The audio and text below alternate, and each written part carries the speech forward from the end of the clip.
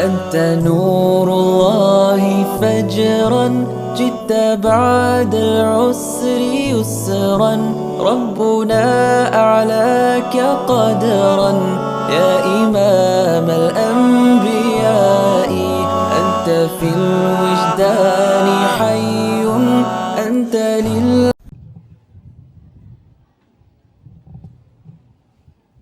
بسم الله الرحمن الرحيم الحمد لله رب العالمين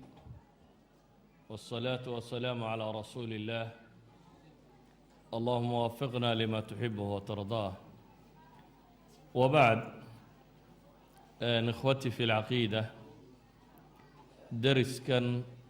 لوgu talagalay inaan mu'tamarkan ka qaato wuxuu ku saabsiisan yahay siirada ama se taariikhda uu leeyahay الإمام أبو ذر الغفاري رحمه الله oo صحابي كمid صحaabadii nebi moxamed calayhi الsalaaةu wasalaam marka aynu ka waranno jiilkii nebigu calayhi الsalaaةu wasalaam uu tarbiyeeyey ama uu kobciyey waa jiil taariikhda ama waa facda taariikhda bashariyada ama bini aadamka dhammaanteeda caan ku oo runtii aan dib u soo noqon doonin waayo waxaynu odhan karnaa waa da uu rabeeyey oo tababaray shaksigii dunida tan ugu weynaa oo nebiyullaahi moxamed calayhi الsalaaةu wasalaam waa da arday u ahayd nebi moxamed calayhi الsalaaةu wasalaam waana da runtii in badanoo ka mid iyagoo dad waaweyna ay islaameen saxaabiga kan markaa dariskan loogu talagalay inaan kaga warramo abidar magaciisa jundub ibnu janaada iyo ibnu junaada labadaba waa la yidhaahdaa waa nin khifaar qabiilka la yidhaahda ka tirsan oo bani kanaana ku jira duuduub ahaan taariikhdiisa waxaynu odhan karnaa sida imaamu dahabi raxmat ullaahi calayhi fii siyari aclaami nubalaa uu ku soo aroorinaya wuxuu leeyahay huwa axadu asaabiqiina alawaliin waa kooxdii hore ee islaamtay saabiqiinta loo yaqaano islaamka u soo degdegtay ayuu ka mid yahay waana kuwii ugu dakisanaa ama ugu caqli badnaa saxaabadii nebi moxamed calayhi الsalaaةu wasalaam cilmi iyo aqoonna wuxuu gaadhay inuu fatwoodo khilaafadii abibakar iyo cumar iyo cuhmaanba muftiyiinta wax la weydiiyey ee fatwooda ayuu ka mid ahaa waxaa kaloo uu caan ku ahaayo la yidhaahdo wuxuu ahaa wa kaana ra'sa fi الzuhdi wالصidqi wاlcilmi bاlcamal wuxuu ahaa mid madax ku xagga dhowrsanaanta iyo zuhdiga waraca dunida iyo waxa yaalla uu ka fogaado oo aakhiro qof u go-ay runsheega iyo inuu ku camal falo cilmiga uu dhaqangeliyo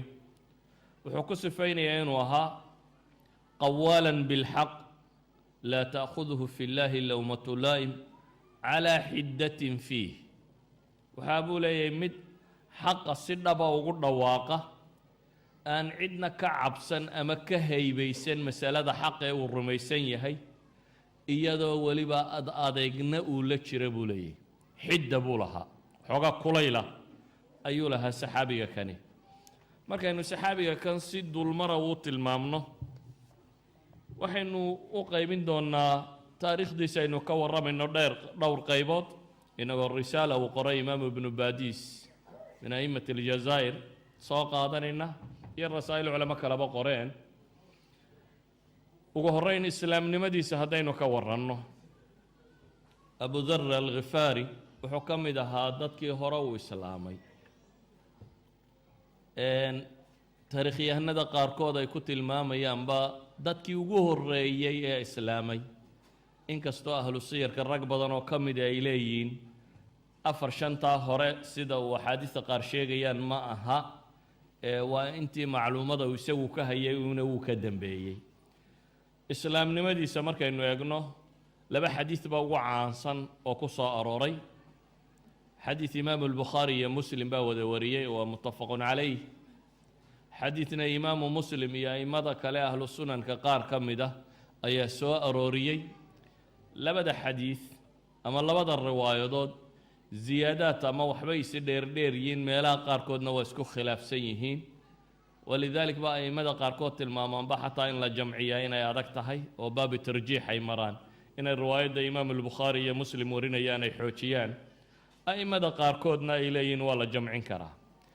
haddaba waxaynu inagu isku dayeynaa inaynu muttafaqun calayhigaa qaadanno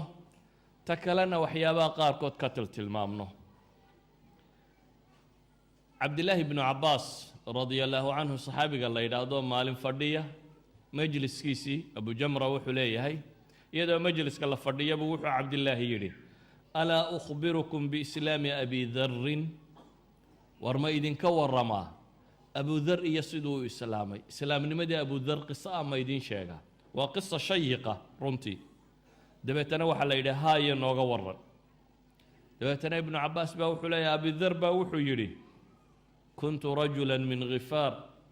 fabalaغnaa ana rajula kharaja bimaka yazcumu annahu nebiy waxaan ahaa buu leeyahay nin ka tirsan qabiilka khifaar la yidhaahdo khifaar waa qabiil dega markaa maka xaggeedan waqooyi soo xigta waxay degaan waddada shaam iyo maka u dhaxaysa waa qabiil ku caan ahaan jiray xoolo dhaca iyo qutaacu ariiqnimada dadkii qabla alislaam ama nebiga calayhi salaatu wasalaam intii aan ilaahay soo dirin way soo xaj tegi jireen dadku waa waxyaabihii xajku ka hadhay diintii nebi ibraahim ka tegey marka waa la soo xaj tegi jiray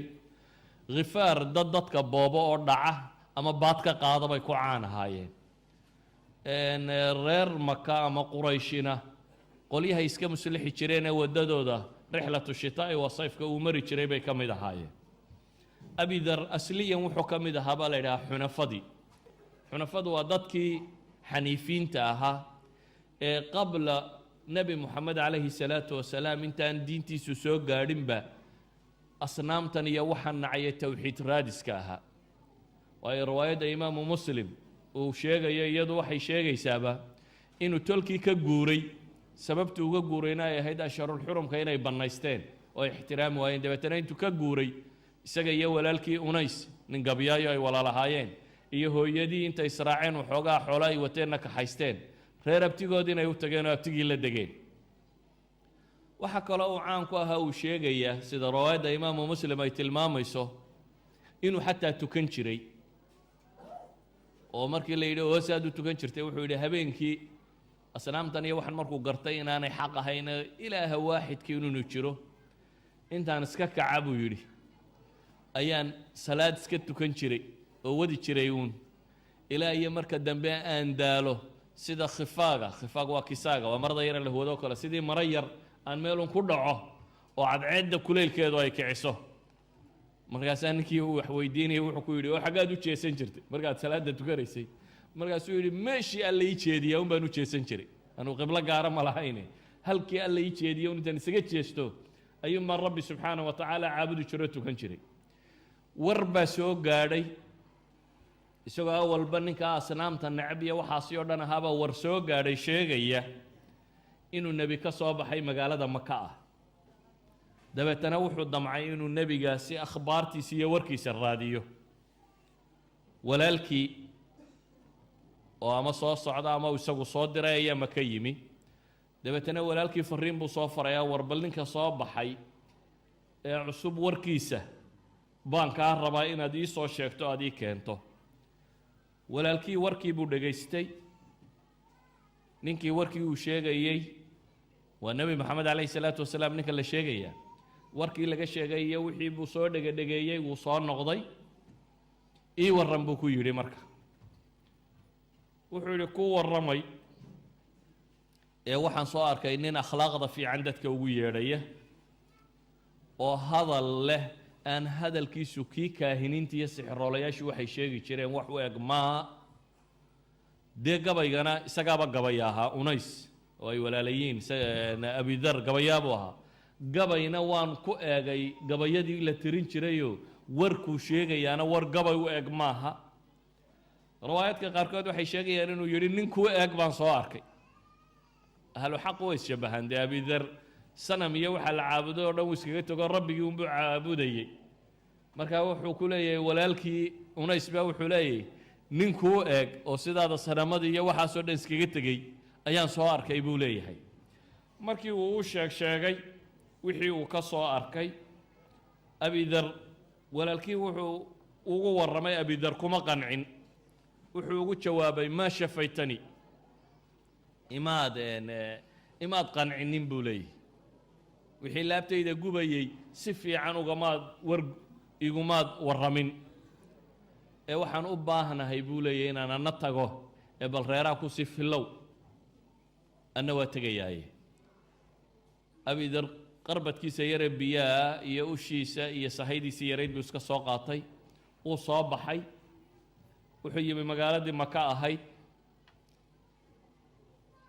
magaaladii maka markuu yimi cid wax ma weydiinin waayo wuxuu ka baqay ayuu leeyahay ibnu xajar markuu sharxayo su-aashaasi in cidda uu weydiinayaa nebigiiba ay u tilmaami weydo ay ambiyaan ama ay run u sheegi waayaan ama isagaba quraysh dhibi ka soo gaadho ama wax kastoo dhici kara buu ka cabsaday saxiixu muslimka isaga riwaayadda ku taalla waxay tilmaamaysaa fastadcaftu aw fatadaacaftu mid baan tunjaleecsaday buu yidhi waxaan sidhi buu yidhi kaasaa kolle iska liito oo dee iska miskiin aan waxba mala balaaya kaa soo garhayna wax weydii markaan idhi war ninkaa ma garanaysaana asaabi baabuu ku qayliyey buu yidhi waaba lay tubay buu tilmaamaysaa riwaayadda saxiixu muslimku calaa kullin abidar wuxuu yimi maka waa raaraadiciyey nebigii inuu helo mase helinin ma garannin meeshiisii buu isaga hoyday caliy bnu abi aalib baa u yimi isagoo masaajidkiisa fadhiya dabeetana wuxuu ku yidhi war ninka kan ama ana lirajul wuxuu arkay inuu ninkani dee qariib yahay dabeetana wuxuu ku yidhi warina keen ninka kan kaana rajula gariibun buu ku yidhi waxaan u malaynayaa inaad nin gariiba tahay markaasuu yidhi haa dabeetana wuxuu yidhi faاnطaliq ilay aniga iraac oo manzilka guriga anigu aan ku diyaafo geeya yacni nin qariiba oo masaajidka iska fadhiyo arkay caliy bnu abi aalib dabeetana wuxuu yidhi war aan ku martigeliyeyna keen wuu raacay abidar wuxuu leeyahay cali wax dambaysina ima weydiinin anna waxba uma sheegin habeenkii baa la marti sooray waagii baa bariyey waa ka yimi masaajidkiisii buu iska yimi fiidkii dambe goor dambe habeenkii dambe unbuu soo maray cali meeshii haddana mise ninkiiba wuu fadhiyaa meeshii dabeetana wuxuu ku yidhi amaa ana lirajuli an yaclama manzilah war ninku weli miyaanu gurigiisii garannin dabeetana wuxuu yidhi balina keen habeenkii labaadna wuu kaxeeyey wuu marti sooray habeenkii labaadna martisoorkaas buu leeyahay isna waxima weydiinin anna waxba uma sheegin cunadiisii buu iska cunay dabeetana wuu ka yimi habeen saddexaadkii ayuu soo maray caliy bnu abi aalib meeshii dabeetana wuxuu arkay ninkiioo fadhiya haddana harbalina keen buu yidhi wuu soo kaxeeyey ninkan qariibkiiyo masaajidkuu iska joogaan waxbana cidna weydiinaynin habeenkii saddexaad dee imka laysyaro barayoo laba habeenoo horena waa la wada joogay ayuu cali wuxuu ku yidhi alaa tuxaditanii ma aladii aqdamaka ilaa hada albalad ama maa amruk ama wamaa aqdamaka hadihi albalda riwaayaad kala gedisan war maad ii warrantid maxaa ku keenay waddanka kan maxaad raadcaynaysa maxaa kaa lumay abidar wuxuu yidhi haddii aad ballan ii gasho haddaad ballan ii qaaddo inaad i tusayso waxa aan doonayo ayuun baan wax kaaga sheegayaa oo aad weliba warkaygaa ii qarinayso cali wuxuu yidhi ballankaan kula gelayaa inaan kuna qariyo wixii aan kugu caawin kara ee tala-ana aan kuu sheego ballankaa baan kula gelayaa markii uu sidaa yeelay buu u sheegay markaa wuxuu leeyahay warkaa caynkaasaan maqlay ninka caynkaasaan baadi doonayaa inaan arko dee ma ii geyn karaysaa وعدي لويدين لهابad u timi buu yidhi waad dariiqii saxahaa waad heshay ina keen buu yidhi anigaad i raacaysaa buu yidhi waa ku kaxaynaya haddii wax laga shakiyo aan arko waxaan iska dhigayaa sidii nin biyo qubaya riwaayad kalena waxay leedahay wax laga shakiyo haddii aan arko waxaan iska dhigayaa sidii nin kabaha tolanayo ka go'day oo kaloo kabaha hagaajisanaya ibnu xajarna wuxuu leeyahay labada masaleba inuu ku yidhi baa laga yaabaa oo uu yidhaahdo war haddii aan shakiyo waxaan iska dhigayaa ninuun ama kabaha tolanaya ama biyo qubaya haddaad aragtuun anigoo ismashmashquuliyey ha igu soo weecanay dhinac maruun iska socodkaaga wado waxaa meesha ka muuqata inay ahayd wakhti hore oo dadka muslimiinta la dhibayey oo qofku aanu islaamnimadiisa caddaysan karaynin oo nebi maxamed wuxuu u yimaado calayhi salaatu wasalaam mushkiladii ku dhacaysay oo xadka ay gaadhsiisan tahay xataa uu cali rabo abidar inaan la ogaanin inuu ku socdo nebi maxamed calayhi salaatu wasalaam oo markaa uu leeyahay haddii gurigii nebi maxamed oo la yaro ilaalinaya aynu ku soo beeganno oo arrinku uu noqdo inaan shakiyo oo is-idhaahdo waa laydin fahmay farsamadaasaan samsamaynayaa ayay dhinac marun adigu socodkaaga ha joojinin laba ninoo wada socday iyo inaan u muuqanin abidar waa yahay buu yidhi sidii baa la ysku dabagalay cali baa horreeya abidarna waa daba socdaa nebiga calayhi salaatu wasalaam baa gurigiisii la tegey markii loo yimi ayuu nebiga calayhi salaatu wasalaam arrinkiisii u sheegtay dabeetana nebigu waa la hadlay markii la wada hadlayna islaamkii buu nebigu u soo bandhigay dee ninkani dhan marka laga eega awalba muwaxid buu iska ahaa nebi maxamed un baanu haynine dee asnaamta la caabudo iyo waxaasi marka horeba nin ka tegey buu ahaa diin xaqa nin baadidoonkeeda buu ahaa ninkaa u soo lugeeyey reerahoodii uga yimi in nebi soo baxay ee nebi raadiskaa buu ahaa dabeetana markuu nebigu calayhi salaatu wasalaam xaqa u soo bandhigay si fudud buu markiiba islaamnimadiisii uu u qaatay kadibna nebigu calayhi salaatu wasalaam wuxuu siiyey ra'yi ah irjic ilaa qowmik tolkaa dib ugu noqo oo u waran oo dacwada iyo diinka gaadhsii oo haddii marka ay ku soo gaadho in aan soo baxnay oo aanu cadowga iyaga ka xoogaysanay markaasi ii kaalay yacni nebigu calayhi salaatu wasalaam khitadkiisa dacweed waxaa ka mid ahaa dadka muslimiinta ee aan quraysh ka dhalanin ee intay yimaadaan islaama ee markaasi uga cabsi qabo in la laayo ama la dilo ama la dhibo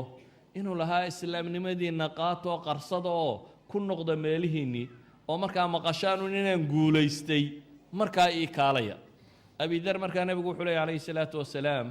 iska noqo tolkaa ku noqo diinta iyo dacwadda u sheeg marka aada maqashay inaan guulaystay ii kaalay riwaayaadka qaarkood baa waxay tilmaamayaan inuu u sheegay in dhul timir leh uu u hijroon doono markaas inuu yimaado abidar wuxuu ballan qaaday markaasi waa noqonayaa buu yidhi laakiin quraysh ka tegi maaye buu yidhi anigoon dhegteeda towxiidka maqashinin dabeetana waa iska soo baxay nebi maxamed wuxuu ku yidhi calayhi salaatu wasalaam iska tagoo reerkiinnii qabo abidar nin wuxuu rumaysan yahay qarsan karaba ma aha waa nin wuxuu rumaysan yahay banka ay ka yaalleen saadiqu lahja ah wuu soo baxay naadigii quraysheed halkay fadhiyeen buu yimi iyo masaajidkii dabeetana wuxuu ku dhuftay ashhadu an laa ilaaha ila allah wa ashhadu anna muxammadan rasuulu llah buu ku dhawaaqa waxaa la yidhi war saabiga kan diinka baxaha kani kan diintii ka baxay ee muxuu ahaayo waxa lagu boobay laf iyo dhagax iyo wixii la helayay baa lagu boobay waa la tumay isagoo aada loo tumayo tamaryariba ay sii hayso ayaa cabbaas ku soo baxay cabbaas ibnu cabdilmuطalib baa gartay markaasuu wuxuu uhi waryaadhe ninkaa dilaysaan waa khafaar waa nin reer bani khifaara waar hooya tijaaradiinni xagga idin marin nimanka gaaleed inta badan mantaqa economigaa bay ku fakeraan wuxuu intuu tijaaradaada ama lacagtaada ama xoolahaaga intuu yeelayaa intaanu see yeelaynin waa inta badan masale maadiyo xisaabtana lacagta maxay kordhaysa maxaa hoos u dhacaysa cabbaas ma odhanin ninkani xaq buu sheegayaa iska daaya iyo war ninka martida maxaa u dilaysaaniye mantiqii iyagu fahmayeen buu kula hadlay dabeetana wuxuu leeyahay war ninka kani waa nin reer bani khifaara tijaaradiina xaggay mari markaasaa gacanta layga qaaday buu yidhi abidar alkhifaariy waayo nin khifaar bani khifaar u dhashay iyagoo awalba sidooda qutaacu turuq u ahaa haddana nin baa laydinka dilo maka laydinkaga dilay haddii la yidhaahdo dee safarkii shaam wuu go-ayaa markaa oo ma jirayso safar dambe quraysh leeday oo shaam uu kacaya markaasaa gacanta layga qaaday buu yidhi abidar intii kumuu joogine waa soo noqday haddana maalintii dambe haddana shahaada halkii kaga dhawaaqa waa lagu boobay haddana nabarka ilaahay haddana cabbaaskiibuu u bixiyo ku soo baxay warkii war u eeg buu haddana sheego wuxuu uhi war ninkana isku garaacaysaan waa nin nimankaa bani khifaar ka dhashay war gacantiina ka daasta iyana gacantay ka qaadeen wuu noqday marka wuxuu qabtay waddankiisiibuu ku noqday waddankiisii markuu tegey walaalkii ayuu u sharxay diintii walaalkii warran buu yidhi wuxuu yidhi waan islaam nebigiina waan la kulmay waa kaasi arrinku dee hadda waxaan kaa rabaa inaad diinta soo gasho walaalkiina waa islaama hooyadii buu u tegey hooyadiina diintii buu u sharxay hooyadiina waa islaamta tolkii nimankii khifaariyiinta ahaa ayuu la hadla iyana islaamnimadu u sharxay tolkii laba qaybood bay noqdeen qola waa islaamta qolana waxay yidhaahdeen mar hadduu nebigu ku yidhi waan soo baxayaa markaad xoogaysta ii kaalay dee markuu xoogaystaa baanu islaamaynaa bay yidhahdeen intaa u nugu sin nus iyagu markiiba way islaameenoo way raaceen nuskii kalena waxay yidhaahdeen aanu kula eegno markuu soo baxee xoogaysto markaasaanu anana raacaynaa sidii buu abidar islaamnimada ku soo galay isaga iyo walaalkii iyo hooyadii iyo tolkii nus ka midi nuskii kalena markii uu nebigu calayhi salaatu wasalaam soo hijrooday ayay iyana islaameen iyo weliba qabiil kaloo ilmaadeer ahaayeenoo aslam la yidhaahdo iyana waxay dhahdeen mar haddii ilmaadeerayada islaameen waxay ku go-aan baanu ku go-onay annana waa qaadanay diinta labadii qabiilba way soo islaameen markaasi abidar keligii baa ilaahay gacantiisa wuxuu ku soo islaamiyey laba qabiiloo carbeed oo midna khifaar la yidhaahdo midna aslam la yidhaahdo khifaarun gafara allaahu laha waatuu nebi moxamed lah calayhi salaatu wasalaam reer khifaar ilaahay dembigooda ha dhaafo wa aslam saalamaha allah waatuu nebigu ku ducaynaya calayhi salaatu wasalaam qisadatan cumuuman markaynu eegno intayna nolosha intii kale abidar noloshiisa kale u gelin waxay culammadu fawaa'id ka tilmaamaan wax dhowr iyo 20 mas'alo gaadhaya haddaynu si kooban in yar uga dul marro abidar qisadiisa uu imaamu muslim aroorinayo waxa ku soo arooray markay tolkii ashharulxurumka istixlaal ku sameeyeen ashharulxurumku waa bilay mamnuuc tahay in la dagaalamo shareecada islaamiga ah laakiin carabtii jaahiliyaddu markay doonaan inta iska bannaystaan bay odhan jireen bishan reer hebel inaynu isgallaabaynu u baahannahay ta dambaynu xaaraantinimaynoo xurmada ta dambaynu u raraye bisha tan aan bannaysanna bay odhan jireenoo dagaalka gallo dabeetana noocaasay ku wadeen dabeetana meeshana ashharulxurumka lagu xalaalaystay ka guur buu yidhi oo wuu iskaga hijroodayba oo isaga iyo walaalkii unays iyo hooyadiiba markii hore waa kuwii ka tegey waxay masaladaasi ku tusaysaa bay leeyihiin dadka xaqa raadcaynaya meesha xumuhu ku badan yahay inay ka hijroodaan oo iskaga tagaan waxaa kaloo qisadiisa ay u daliishadaan in qofku markuu wax baxsinaya arrimihiisa inuu qarsoodiga ku dayo oo isagoo maka joogay anaanu cid badan wax weydiinaynin ee uu arrintiisa keligii rabay inuu ka gungaadho baxsiyo calina inaanu u sheeganin ilaa iyo uu ballan ka qaaday inuu arrimihiisa u qarinayo mooyaane waxaa kaloo qisadatan ay tilmaamaysaa bay yidhaahdaan qofka xaqa raadinaya in ilaahay subxaana wa tacaala waafajiyo isagoo aan nebi maxamedba soo gaadhin baa la waafajiyey barorta inuu ilaahay isaga cibaadaysto salaada tukado aw salaada tukanayay waxaa qisada kale tilmaamaysaayoo kale qofku hadduu waaqaca uu la nool yahay khalfiya u leeyahay hadduu yaqaano dhaqanka iyo ummaddan uu la nool iyo thaqaafadooda iyo aqoontoodu inay wax u kordhinayso waxyaabaha qaarkood walaalkii markuu ninka soo dhegaystay wuxuu sheegay inuu gabyaa yahay waxaanuu sheegaya inaanay gabayga la miisaan ahayn gabayga inaanu la mid ahayn wuxuu nebi maxamed sheegaya calayhi salaatu wasalaam waxaa kaloo qisada tan ay u daliishadaan in la isla taliyaa inay fiican tahay unays markuu walaalkii la soo talinayay abidar wuxuu ku yidhi waa reer maki nebi maxamed calayhi salaatu wasalaam yacnii way u cadhoodeen oo waa fogeeyeene is-ilaali kun calaa xidrin min ahli maka buu ku yidhi waxay kaloo qisada tani daliilu tahay bay idhaahdeen arrimaha waaweyn qofka muslimka ahi inuu u baahan yahay wardhagood qura inuu ku filaado inaanay hayna inuu isagu laysa alkhabaru kalmucaayana inuu wax soo hubiyo walaalkiibaa u warramay warkii walaalkooyo qura kumuu kalsoonaanina wuxuu safarka u xidhxidhay inuu isagu xaqiiqada raadiyo oo uu soo arko waxyaabaha qisada tan ay u daliishadaan waxaa ka mid a qofka xaqa raadinaya ilaahay subxaana wa tacaala wuu u gargaaraa oo riwaayadda imaamu muslim waxa ay sheegaysaa inuu abeedar uu 30 habeen iyo maalmooduu joogay maka oo wax kaloo uu cuno aanu haysanin ilaa iyo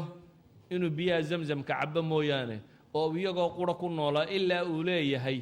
takasarat cukanu batni buu leeyahay duuduubka calooshaydu ayaa tiro batay waa burburtay buu leeyahay calooshii yacni qofku markuu naaxo calooshu way laalaabantaa cukanka waxaa la yidhaahdaa waa caloosha laalaabkeeda wuxuu leeyahay saan u cabayey baan ku naaxay oo calooshu laalaabatay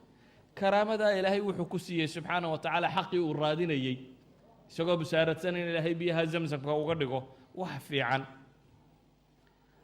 abidar qisadiisa tan yacnii masaa'il aada u tiro badan oo 20 ku dhowaada ama 20 ka badan bay culammadu ka tilmaamaan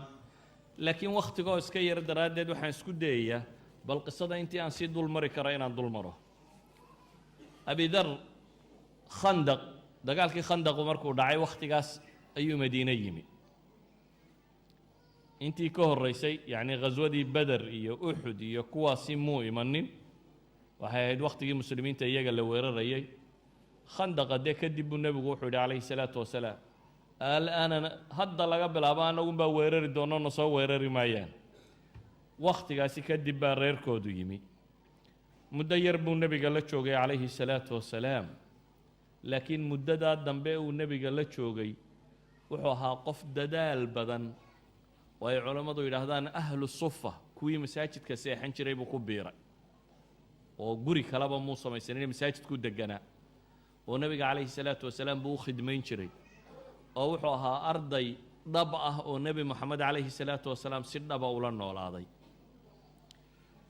waxaa lagu tilmaamaa abidar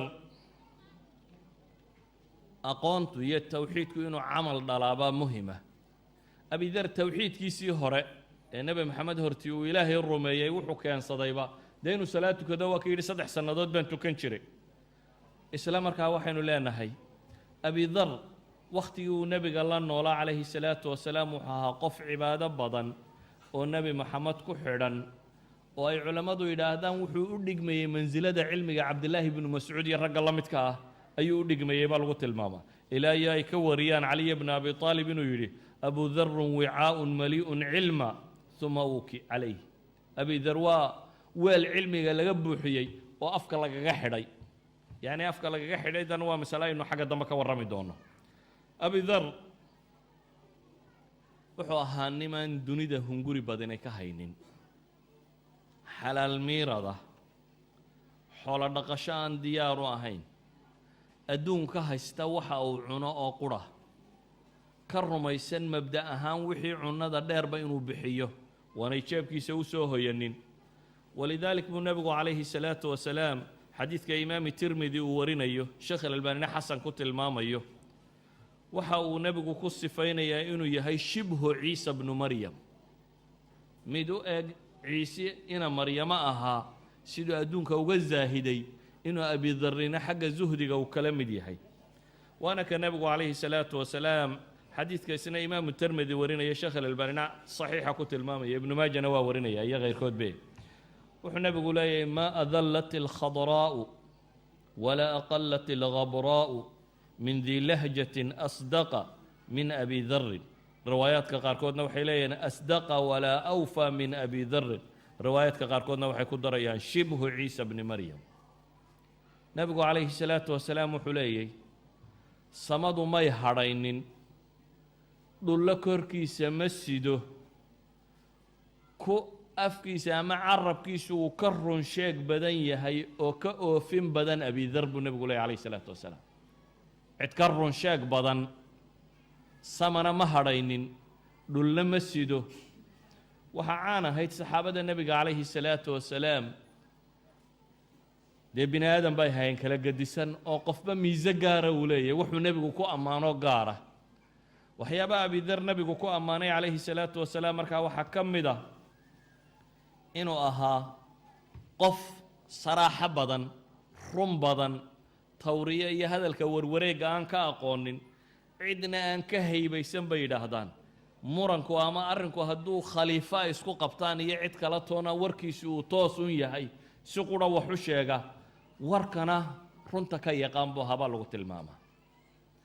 waxay culammadu sheegaan marka ay ka warramayaan abidar iyo qaabkii nebigu uu u tarbiyeeyey calayhi salaatu wasalaam saxaabintii waaweynaa ka mida buu ahaa weliba min asaabiqiin dadkii intii maka la isku dhibayay islaamay ayuu ka mid ahaa raggaa saabiqiinta la yaqaanaa waqtu ridda waa dadkii aan ridoobin waa dadkii ilaahay gomadooda islaamnimada uu ku sugay ee abibakar iyo cumar iyo dagaalka la dagaalgalay yacni wuxuu abidar ahaa nin faqiiha oo shareecada islaamigaa si fiican u yaqaana nebiguna calayhi salaatu wasalaam saxaabadiisa markuu tarbiyeynayey waxyaabaha uu ilaaliya waxaa ka mid ah alfuruuq alfardiya waxay culamaa tarbiya yidhaahdaan bini aadamku ma sinna sida faraha maaha ee saasay u kala dheer yihiin gacanta farahu waa si u kala dhaadheer yihiin oo kale ayuu kala dhaadheer yihiin waxay ku kala gedisan yihiin qof walba kartida iyo caqliga iyo dhaqanka alla siiyey subxaana wa tacaala abuur ahaan qaabka loo abuuray walidalik buu nebigu calayhi salaatu wasalaam waxaa axaadiistiisa caanka ah mas'ala inuu nin weydiiyo uu si ugu jawaabo oo mid kale weydiiyo uu si sidaa ka gedisan ugu jawaabo oo mid kale weydiiyo uu sidaa si ka gedisan ugu jawaabo iyadoo loo eegayo qof walba meesha ama uu nuqsaanta ku leeyahay ama uu u baahan yahay inuu ka koro ama la rabo in laga tarbiyeeyo isaga in laga kobciyo ee nebigu calayhi salaatu wasalaam saxaabadiisa markaa si hoos oo dhiibliya buu u yaqaanay waxyaabaha ku tusinaya waxaa ka mid ah abudar nebigu calayhi salaatu wasalaam qaababku u tarbiyeeyey waxaa ka mid ah oo ay culimmadu soo arooriyaan marka aynu tilmaamno abidar xiddada ku jirta iyo nebigu siduu ula dhaqmay nin kulul buu ahaa baa la yidhaha abudar kulayl leh maalin maalmaha ka mid ah xadiidka bukhaari warinayo ayaa nin khudaamtii shaqaalihii ka mid ah oo addoon ah ayaa abidar caayi abidar baa wuxuu yidhi kii hooyada madoobay dhashayo buu ku yidhi dabeetana nebigu calayhi salaatu wasalaam yabna sawdaa buu ku yidhi nebiguna calayhi salaatu wasalaam wuxuu ku yidhi yaa abaadar acyartahu biummih war ninka ma hooyadii baad ku cayday buu nebigu yidhi calayhi salaatu wasalaam innaka mra'un fiika jaahiliya buu nebigu ku yidhi nin baad weli tahay jaahiliyadii wax kaga hadheen jaahiliyadani maxay dhaqan u lahayd waxay dhaqan u lahayd aabba isugu faan haddaanu annagu reer hebel nahay ama nimanka ilmo hebel laydhaha faan aabbayaal iyo awowyaal tagoo xabaalaa ku jira in lasoo qufoo la ysugu faano dabeetana nebigu calayhi salaatu wasalaam abidar markii eraygaasi ka soo baxsaday wuxuu ku yidhi ma ninka kan ma hooyadii baad ku caayaysaa innaka mra'un fiika jaahiliya dabeetana nebigu calayhi salaatu wasalaam wuxuu ku yidhi ikhwaanukum khawalukum jacalahum allahu taxta aydiikum faman kaana akhuuhu taxta yadih falyuطcimhu mima yaأkul waliyulbisu mima yalbas walaa tukallifuuhum ma yaglibhum fain kallaftumuuhum faacinuuhum nebigu calayhi salaatu wasalaam xadiidka kan buu kula taliyay abidar wuxuu nebigu leeyahy calayhi salaatu wasalaam war waa walaaladiin oo shaqaale idiin noqday ilaahay baa subxaana wa tacaala gacantiina soo geliyey ee ninkii walaalkii la joogay gacantiisa uu soo geliyow war waxa aad cunayso wax la mida wax ka cunsii waxa aad huwantahay wax la midana huwi waxaanay qaban karinna ha u dirina hadday shaqada u dirteen ay ku adag tahayna war la qabta buu nebigu ku yidhi calayhi salaatu wasalaam xadiidkan goormuu abu hurayra sheegay goormuu abidar dadka u sheegay abidar ayaa waxaa soo maray nin la yidhaha almacruur wakhtigii uu rabada meesha la yidhaahdo meeshuu ku dhiman doono markuu joogay abidar ayaa waxaa soo maray ninka kan dabeetana wuxuu soo maray abidar oo xulla sita isku joog xulladu yacni waa maro hoose iyo maro saro isku jooga abidar oo isku joog xidhan oo wiilkii shaqaalehee la joogayna isku jooggiisa la mida uu xidhan yahay dee sida caadadee dadka la yaqaana inta badan waxa weeyaan ninku maryuhu xidhan yahay isagu ku xaragoonayo kuwa nafsu shaya inta badan inaanu u iibin shaqaalihiisa bay u badantay shaqaalihiisuna dhar kale uno nooc kale inay qaataan laakiin laba qof oo dirays isu eg ama isku mida qaata inta badan caadada dadku may ahayn abu hurayra abu dar oo isaga iyo ninkii khaadimka u ahaa labadan xulle isu eg xidhan yihiin buu macruur ku yidhi waa sidee markaasuu xadiidkan sheegay abadar wuxuu leeyahay nin baan hooyadii ku caayay dabeetana nebigu calayhi salaatu wasalaam caynkaasuu igu yidhi kadib buu nebigu wuxuu yidhi war waa walaaladiin oo ilaahay gacantiina geliye waxaa cuntaanna wax ka cunsiiya waxaa huwataanna wax ka huwisiiya waxa uu tilmaamaya abudar cilmigan markuu helay siduu ugu dhaqmay inuu maantaa markii la yidhi xulladaad xidhan tahay mid la mida u xidh kadib inuu u xidhnay oo uu sidii ugu dhaqmay yacni siduu markiiba isu beddelay ayuu xadiidka kani tilmaamaya nebigu calayhi salaatu wasalaam maadaama uu saxaabadiisa yaqaanay qaar batala nooca buu siiyey abidar talooyinku siiyey waxaa ka mid ah talada ah inaanu maamul qabanin nebigu calayhi salaatu wasalaam maadaama nin kulayle uu yahay aan u adkaysan karin dadka dhacdhaca ka dhace saadiqu lahja ah uu yahay tawriya iyo baabka aan gelaynin waxyaabahan dadku ay samsameeyaan ee akhtaada aan agtiisa lala iman karaynin wuxuu nebigu ku yidhi calayhi salaatu wasalaam abidarow yaa abadar innaka daciif ay daciif can mukhaaladati الnaas bay shuraaxda qaar yidhaahdaan war abidarow adigu daciif baa tahay baa la yidhi dadka la dhaqankooda iyo dhexgalkooda iyo mushkiladda tan iyo maamulka rabshadiisa daciif baad adigu ka tahay wainaha amaana wainaha yowma alqiyaamati khizyun wanadaama markuu nebigu ku yidhi shaqo geli buu yidhi ilaahay rasuulkiisa iyo shaqooyinkana dadka u dirayso anna shaqada wax iga dir deetana nebigu wuxuu ku yidhi calayhi salaatu wasalaam abidarow adigu daciif baa tahay maamulkuna waa ammaano ammaanaduna maalinta qiyaame waa khizyi waa dullinnimo iyo murugo qof xaqeeda ku qaaday oo wixii ay u baahnayd gutay mooyaane isku qaadin buu nebigu leeyahy calayhi salaatu wasalaam ugu horrayn maamul in la qabtaa maqnam maahe waa mas-uuliya yacni maamul inaad qabataa ma aha guul dheeraada iyo sharafti iyo maaha ee waxa weeyaan mas-uuliyad dheeraada iyo ibtilaa' dheeraada imtixaan dheeraada inaad u baxday imtixaankaa dad yar baa ku guulaysta kuwa ku guulaysta waa calaa manaabirin min nuur alimaam alcaadil dee nebigu calayhi salaatu wasalaam wuxuu ka sheegay maalinta qiyaame ee dadku cadceedda taagaya inuu isagu carshu raxmaanka harhsanayo ninka shaqadaa gudan kara laakiin dadka inta badani waxay ku dhacaan kuwa cagsigeeda oo ah kuwanuu nebigu leeyahay khizyun wa nadaama weeyaan abidar markaa nebigu calayhi salaatu wasalaam xadiidka riwaayaadka qaarkood wuxuu ku yidhi waxaan kula jecelahay waxaan naftayda la jecelay buu yidhi yaa abaa dar innii araaka daciifa wa innii uxibu laka maa uxibu linafsi riwaayadda imaamu muslim warinayo waxaan naftayda la jecelahay baan adigana kula jecelay buu nebigu ku yidhi calayhi salaatu wasalaam ee laa ta'maranna cala اthnayni walaa tawallayanna maala yatiim laba madax ha u noqonin buu nebigu ku yidhi abadar isaga waxa lagala taliyay maaha maamul saro tiro badan iyo maamul masjid iyo waxa ma war laba qof buu nabigu yidhi laba qof madaxa u noqonay waxa kaloo lagula taliyay agoon xoolaheedna mas-uul ha ka noqonin agoonta xoolaheedu da in la ilaaliyo oo ilaalinta waxa ka mid ah in loogu baac mushtareeyo loo koriyo aan waxba laga qaadan abu darra sidaynu arki doonno madhabku rumaysnaa bahashaba waa in la bixiyo in lacagtaba meel la dhigdhiga maaha nabigu calayhi salaatu wasalaam saxaabadiisa wuu kala yaqaanay dabeetana abi dar wuxuu kula taliyey inaanu maamul qabanin laba qofna ha noqotee isla markaana inaanu xoolo agoonna mas-uuliyaddeed qaadin casrigan aynu nool lahay dadku wuxuu u haystaa maamulka inay tahay sharaf maahe waa imtixaanka haddii ilaahay kaa nabadgeliyo laguma degdego waayo garan maysid inaad guulaysanayso walidaalik maadaama imtixaan tahay ayaa maamulka qaybo badan oo ka mid ah ayaa ilaahay subxaana wa tacaala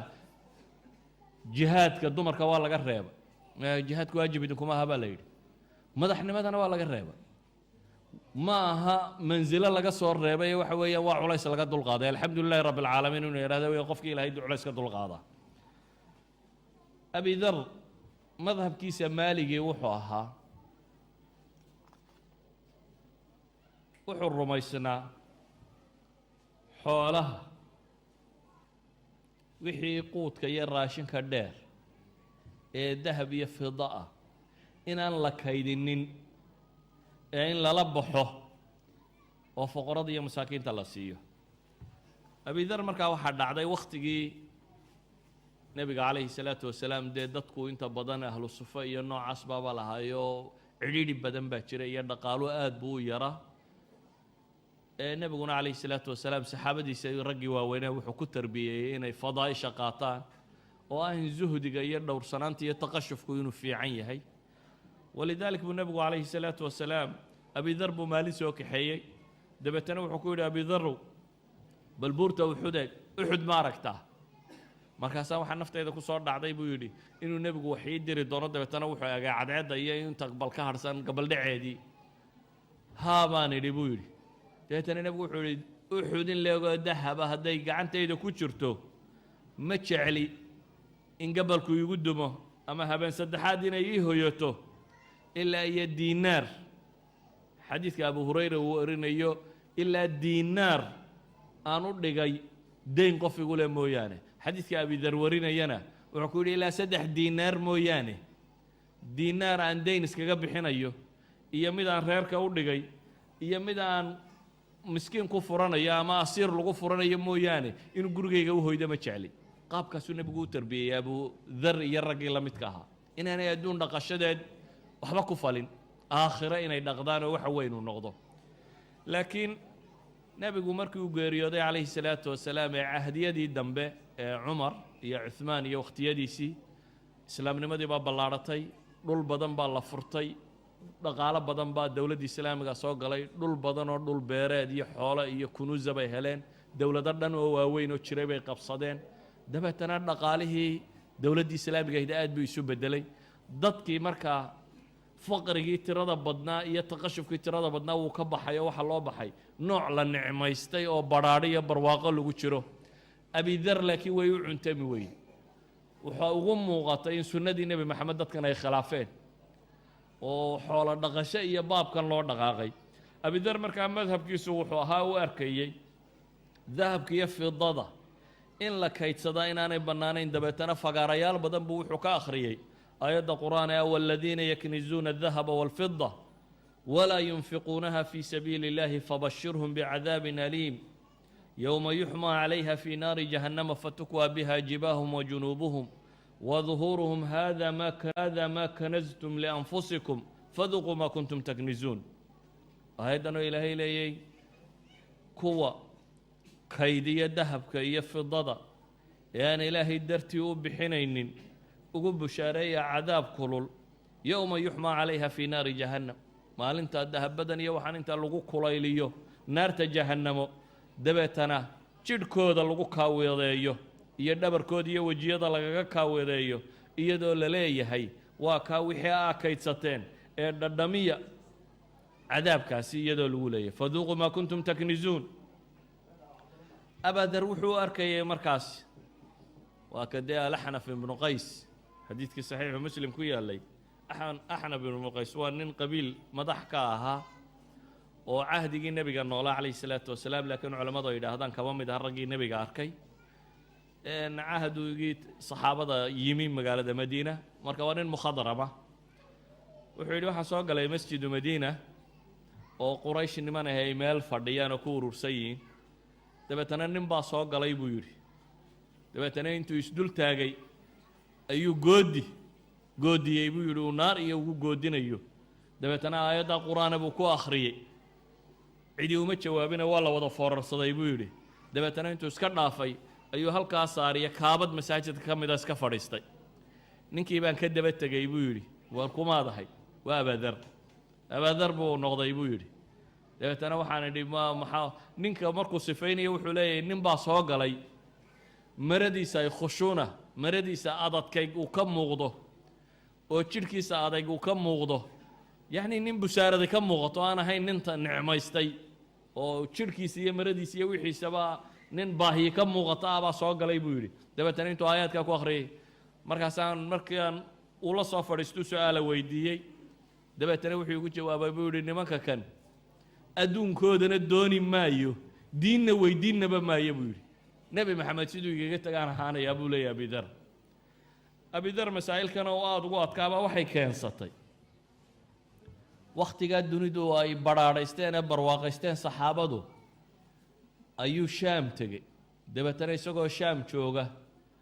ayuu masaa'ilkan aada u ihaareeyey u kiciyey ra'yigiisiibuu aada u muujiyey dabeetana buu foqoradii ra'yigiisiibaabay la dhaceen kadibna mucaawiya ka soo ashtakooday mucaawiya markaa barasaab ama waaligii gobolkaasiyabaa soo ashtakooday cuhmaan ibnu cafaan buu waraaqu soo diray uu leeyahay abidar dadkii buu kicinayaa mashkilo dhibtaasuu nagu wadaa dabeetana cuhmaan baa waraaqu qoray abidar uu leeyahay iska soo dir abidar baa la soo diray oo magaalada maka yimi magaalada madiina yimi magaalada madiine markii uu yimina abidar cuhmaan baa la niqaashay dabeetana abidar ra'yigiisii buu istaagay oo caddaystay cuhmaan ibnu cafaan wuxuu ku yidhi aniga wixii igu saabsan waa yeelayaa yacni inaan anigu taqashuf sameeyo caynkaa laakiin taqashufkanaad rabtaa buu leeya waa fadiila dadkao dhan waajib lagagama wada dhigi karo racyada sidaasi kuma maamulaya buu leeyahy haddii adiga kugu adagtay masalada tani halla actazalt maadba dadka iskaga tegi waa iska tegayaa buu yidhi rabbi dabeetana wuxuu ku yidhi meel fog ha tegin waayo nebigu calayhi salaatu wasalaam saxaabadiisii wuxuu ka nahiyey inay reermiyi noqdaan oo dee jamac iyo jamaacada inay ka fogaadaan oo manbada jafa reermiynimadii inay dib u gasho dabeetana wuxuu ku yidhi meelaad jamac iyo jamaacada ka soo gaadhi karta tag tuulooyinkan yaryaree madiine ku wareegsan tuulo rabada la yidhaahdo ayuu abidar markaa u baxay oo uu ka baxay magaalada madiina ra'yigan abidar dhan marka laga eego saxaabada waxaynu odhan karnaa saxaabada intoodii badnayd ama kibaari saxaaba way khilaafsanaayeen waxay u arkayeen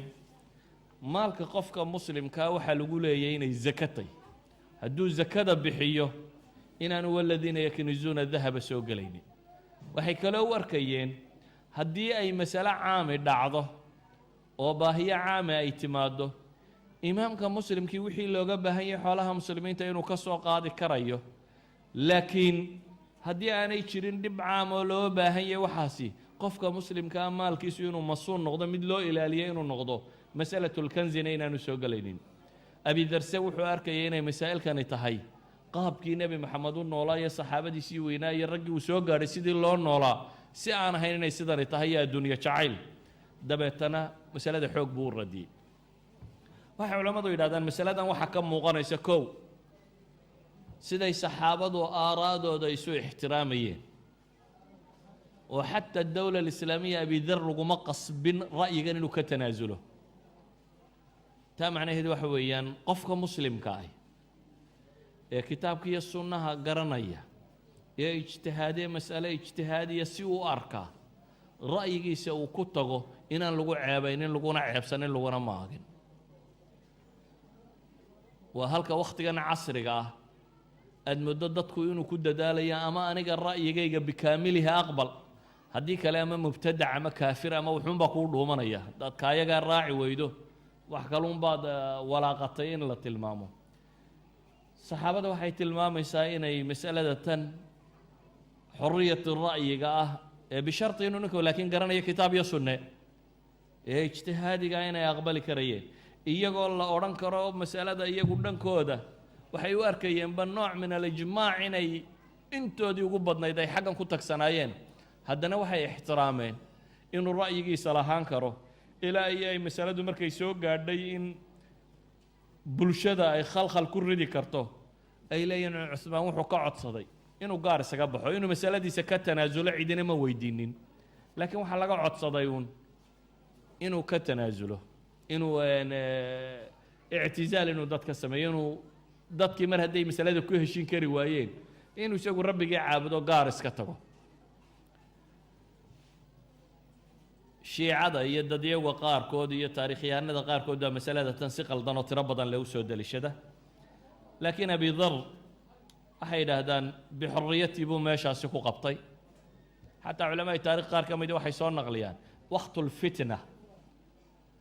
ayaa waxaa u yimi qolo reer kuufa oo raba cuhmaan in lagu kacad iyo wixii wada dabeetana wuxuu ku yidhi aniga nebi maxamed siduu igaga tegey baan ahaanaya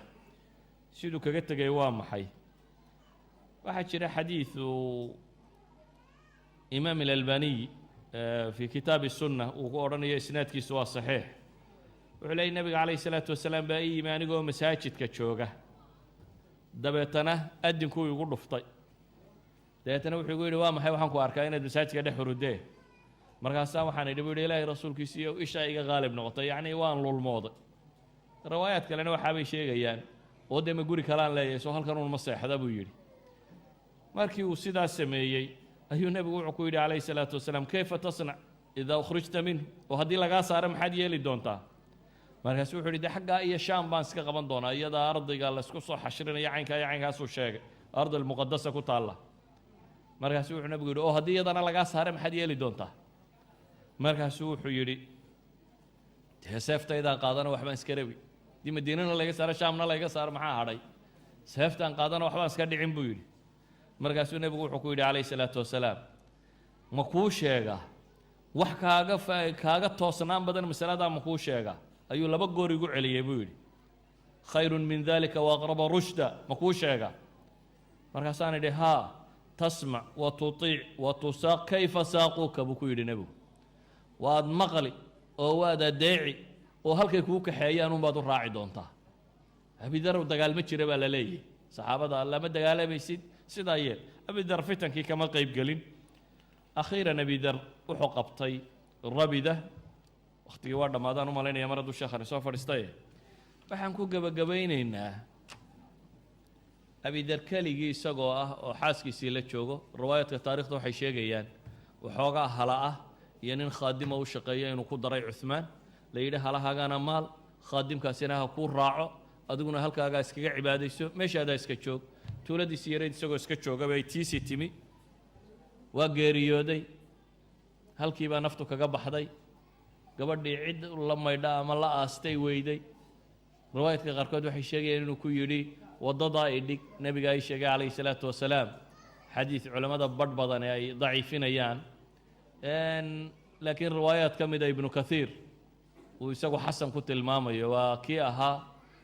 yamshi waxdah wayamuutu waxdah wayubcahu waxdah xadiidkii tilmaamayey cabdillaahi bnu mascuud iyo koox la socota oo safara oo ciraaq ka yimi oo xagga u sii socda baa soo maray gabadhii waxaa tustay waxay tidhi nin baa halkan ku dhintay way u yimaadeen waa kuma waa abaadar baa la yidhi waa markaas buu ibnu mascuud xadiidkan sanadkiisa laga warramayo uu sheegaya calaa kulli xaal ibnu mascuud iyo saxaabadaasaa maydhay aasay abi dar raxmat ullaahi calayh halkaasuu ku geeriyooday صلى اللهم على نبي محمد وعلى آله وصحبه وسلم والحمد لله رب العالمين جزا الله خيرا شيخنا شيخ مصطفى حاج إسماعيل محاضرة آدك وناكسن ونوسو جيديي إننا وحالنا الله نقدقو دادك كوانا قاته آخر دودا يا الدنيا دودنا أيو افتيمسو sheekhana waxaan leenahay allah subxaanahu tabaaraka wa tacaala miisaankiisa xasanaadka ha u saaro yowma laa yanfacu maalun walaa banuun ilaa man ata allaha biqalbin saliim walaalayaal su-aalo fara badan ayaana soo gaadhay laakiin su-aaluhu waxay u badan yihiin su-aalo aan wax xiriira la lahayn mowduuca sheekhu uu ka hadlayey ilaa hal su-aal mooyaane marka su-aashaas ayaan kusoo khatimi doonaa biidni illaahi alkariim su-aashuna waxay leedahay sheekh haddaan doonayno inaan saxaabada rasuulka aan ku dayanno ama aan isku shabbahno maxaanu samaynaynaa ama maxaanu yeelaynaa qofka aan xiisayn ama aan qiimayn saxaabadana maxaad ugu naseexayn lahayd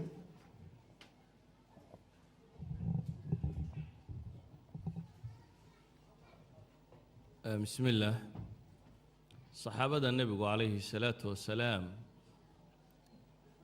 waxay caan ku ahaayeen waxa weeyaan waxyigii samada ka yimi ayaa la weynaa waxaanay u arkayeen waxyigaasi samada ka yimi ee rabbigood uu soo diray inuu noloshooda hagayo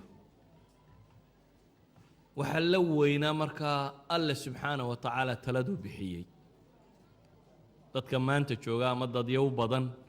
waxaa laga yaabaa iyadoo la leeyay ilaahay baa yidhi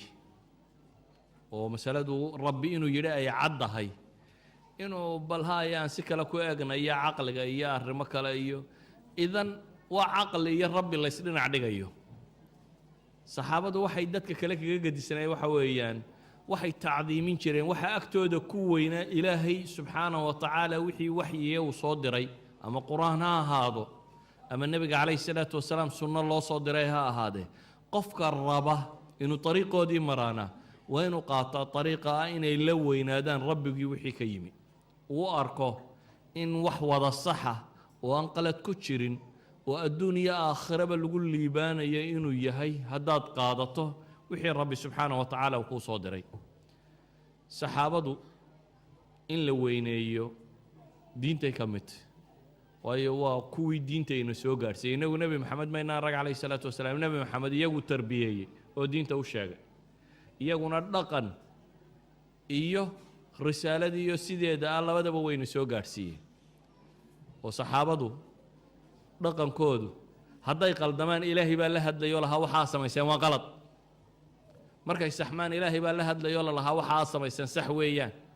waa dad dhaqankooda rabbi uu hagayey dagaallay galeen oo la yidhi waa qaldanaydeen waxbay sameeyeen waxaa la yidhi sax baa ahaydeen nin iyo gabadhii baa war ku wada hadlay oo ilaahay baa samada ka soo warramay oo la leeyahay qad samica allahu qawla alatii tashtaki ilaahay uu sheegayo qawla alatii tujaadiluka fii zawjiha idan saxaabada dhaqankoodu waxay ahaayeen min khilaalihim kuwii laynaga saxay idan dhaqankooda tan qur-aan iyo sunnadu ku soo arooree diintii saxaabadu markaa waa dad qof kasta oo muslima agtooda ay ku weyn yihiin waa bashar min albashar ka mid ah laakiin waa bashar uu nebi maxamed rabbeeyey salawaatu ullaahi wasalaamu calayh iyaguna islaamnimada ku dhaqmay ilaahina subxaanahu wa tacaala waxyiga ku hagay waxa saxa iyo waxa qaladka mara waa dad mudan in lagu daydo ahna dariiqa aynuu marayno nebi maxamed calayhi salaatu wasalaam ku dayashadiisa inaynu iyaga jidkoodii raacno sala allahu cala nabiy muxamed